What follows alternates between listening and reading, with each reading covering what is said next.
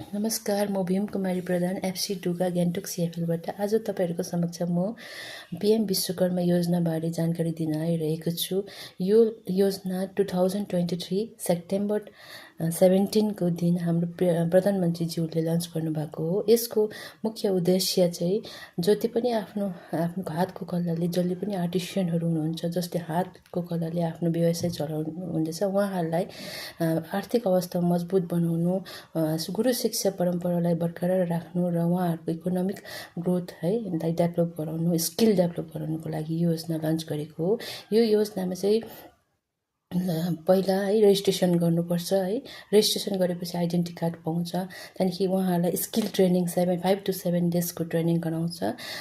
Training गराएपछि चाहिँ उहाँहरूलाई 500 को स्टाइपेन्ड दिन्छ दिनको, अनि गाडीको पनि 1000 दिन्छ, अनि उहाँहरूलाई टुल किटको लागि 15,000 दिन्छ यसरी नै लोन चाहिँ एकदमै कम्ती रेटमा इन्ट्रेस्ट रेटमा दिन्छ।